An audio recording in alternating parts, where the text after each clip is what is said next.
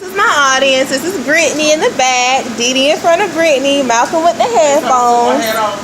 That's okay, you fine. That's Marcelino, and that's LeVar, and they'll be my audience today. He's walking off, but he's got to listen. He's going to listen. All right now. All right. Okay, today my speech will be about pet peeves. And a few of my pet peeves may be different from a lot of y'all's, but I'm going to pretty much base it around me working in a restaurant, because if you've ever worked in a restaurant setting, then you'll know that it's a few things that will get on your nerves. But of course, you're working in customer service. It's all a show, and the show must go on. My first pet peeve would probably have to be ungrateful guests.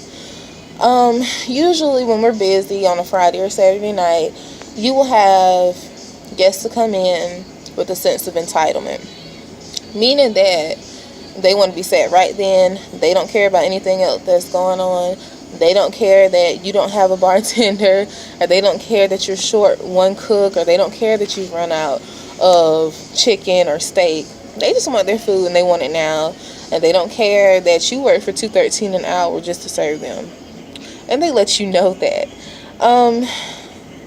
The worst example of an ungrateful guest would probably have to be when we had a bus to pull up and it was 50 people. We were already on a wait, and being that we were on a wait, we physically did not have room for the 50 customers. So we asked them politely if they would please wait maybe 30 minutes. We could get them all sat in and out.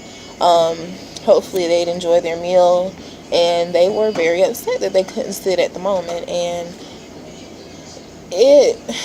being in customer service, you really have to know how to bite your tongue and say things in a way where it's perceived that you are genuine, even if you're in your mind very, very upset and you want to give this customer some choice words. You can't, because you're in customer service, and that's just a part of your job description. You're a host. You're supposed to be welcoming, warm, and courteous.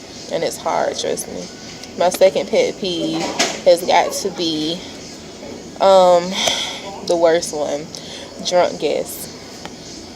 We have a strict limit at the bar on how many beers a guest could have, how many alcoholic drinks, and there is a cutoff. When guests become belligerent and drunk, they get upset that we have to cut them off. We understand you may be having a bad day, or it may be, you celebrating something, but we also have a responsibility to get you home safely and not in the back of an ambulance or anything else, because it's our responsibility to cut you off and make sure you're sober enough to get home. My third pet peeve will have to be guests who come in large parties and don't make reservations. That is my biggest pet peeve. They will come in at least 20 or 40 deep, and they will say, we need about 20 or 40 people to be sat. And I'll be like, okay, well, that's fine. Give us about 30 minutes, because we are physically almost at our max. They get upset.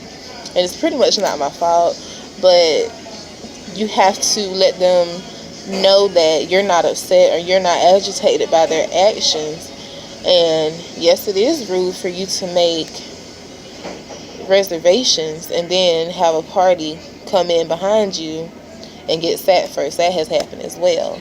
People have made reservations and had a party of, a larger party to come before them with no reservation, and the party with no reservation gets sat before the party with a reservation. That is considered extremely rude, and sometimes it's out of our control.